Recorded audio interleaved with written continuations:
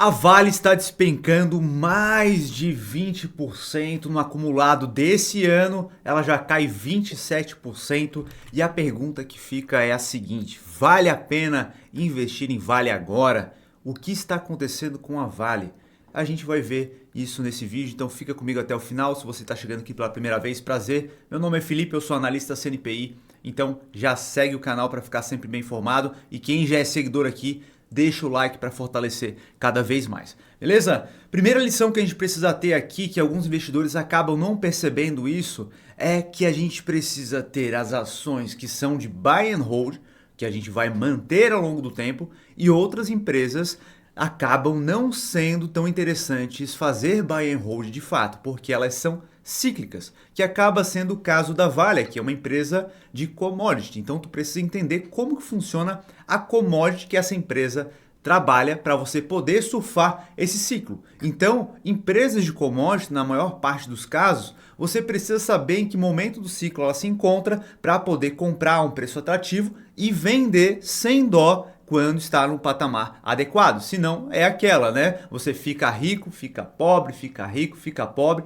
e aí tu vê que não desenvolve seus investimentos. Por vezes é porque você está muito alocado em empresas comoditizadas e elas vão andando meio que de lado na tua carteira. Então é importante que você saiba isso. E no caso da Vale, a gente tem aqui que ela é uma empresa de commodity, ela trabalha com minério de ferro, e você pode ver aqui no gráfico que 81,5% da receita dela vem do minério de ferro, 18,2% de outros metais. E a gente percebe também um fator muito importante, é que a China é responsável por mais de 50% da receita, seguido do Brasil e outros países em sequência. Então a gente precisa olhar também para o mercado chinês, o que está acontecendo na China acaba impactando diretamente a Vale. E é justamente um dos fatores que está fazendo com que a Vale caia tanto. O mercado chinês vem desacelerando bastante, crescendo muito por conta do investimento em infraestrutura e a China passa por um momento bastante complicado nesse setor e acabou causando uma desaceleração. Além disso, existe também o receio de uma recessão global que acabaria fazendo com que o minério de ferro tivesse uma queda também e tudo isso faz com que o minério de ferro se desvalorize, porque é a lei da oferta e demanda. Se a demanda acaba diminuindo, a oferta precisa se adequar a isso e a adequação acaba acontecendo nos preços, tá? Então a gente percebe também a correlação que a gente tem com a cotação da Vale e o minério de ferro. Você pode ver aqui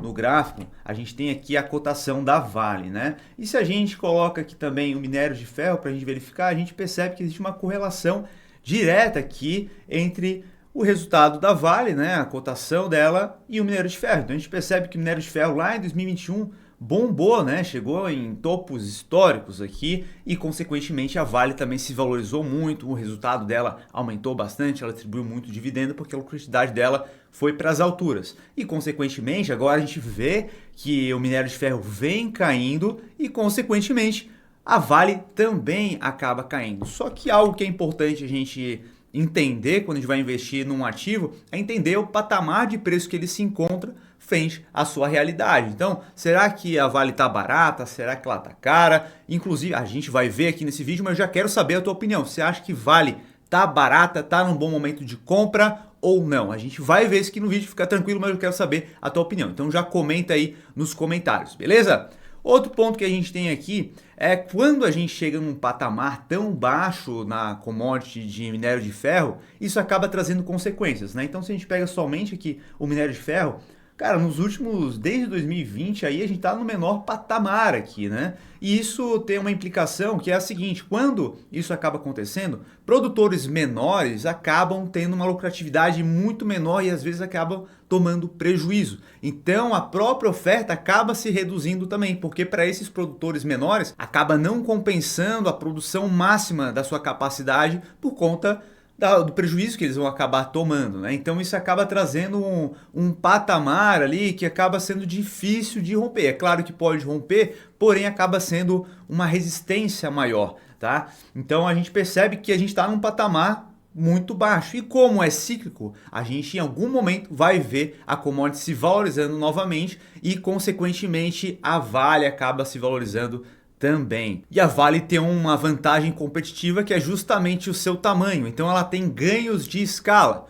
como ela tem uma produção muito grande, muito forte, ela consegue ter um custo menor de produção e isso faz com que ela se mantenha lucrativa, mesmo que empresas menores comecem a dar prejuízo. Isso traz uma resiliência bastante forte que a gente consegue verificar nos resultados dela. Então, se a gente pega aqui o resultado da Vale, a gente percebe que ela ainda continua com uma receita muito forte, EBITDA positivo, a gente percebe também que a lucratividade dela ainda está positiva, com a margem de lucro acima de 20%, uma posição de caixa muito favorável também, com 36 bi de caixa, com uma dívida de 84, ou seja, está com um endividamento muito tranquilo, em patamares saudáveis. Ela continua pagando dividendos, né? Então o payout em relação ao lucro dela continua pagando aí na faixa de 60%, ou seja, o investidor vai continuar recebendo os dividendos e esse dividendo, como o patamar de preço dela está mais baixo,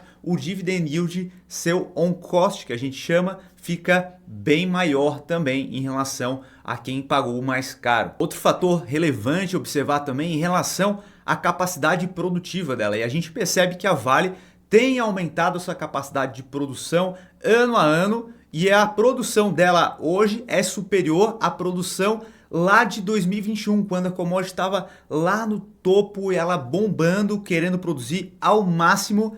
Ela está com uma produção maior, conforme você pode ver na tela aqui. No segundo trimestre de 2024, a produção de minério de ferro foi de 80 megatoneladas. E no primeiro trimestre de 2024 foi de 70,8 megatoneladas. Quando a gente olha lá o mesmo período de 2021, no segundo trimestre de 2021 ela produziu 75,6 megatoneladas e no primeiro trimestre de 2021 68 megatoneladas, ou seja, a capacidade produtiva dela é maior hoje. Ou seja, a partir do momento que haja um momento mais favorável em relação ao preço da commodity, a Vale tem uma capacidade de gerar um retorno maior do que gerou no passado. Isso, claro, se a commodity chegar nos patamares anteriores, né? É claro que é algo ímpar, específico de acontecer, porém, se a commodity já volta para patamares mais atrativos, não precisa chegar no patamar que chegou lá em 2021, ela já consegue trazer uma lucratividade absurda novamente e consequentemente aumentar a distribuição de dividendo e consequentemente quem entrou mais barato vai ver uma valorização da cota e também vai ver um dividend yield maior também. Então, para você ter uma ideia em relação ao dividend yield, se você tem um recebimento de R$ 6 hoje, pagando R$ 56 no valor da ação, você vai ter um dividend yield aí de 10,71%. Se ela volta a pagar aí por volta de R$ 8, você vai ver um dividend yield de 14,28%. Se ela volta a pagar o que ela pagou lá em 2021, caso aconteça um boom novamente das commodities e ela pague o que ela chegou a pagar lá atrás, o teu dividend yield vai para 25%.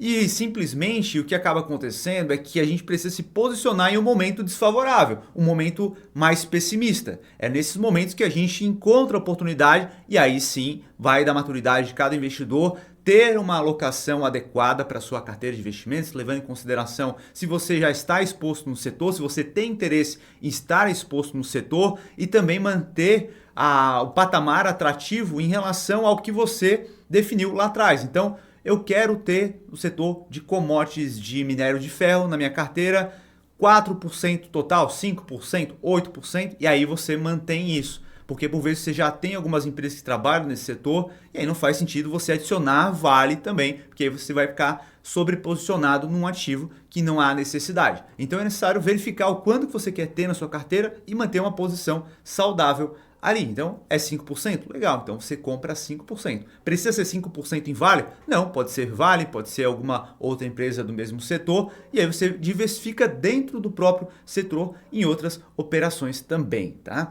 Então vale a pena investir em Vale agora?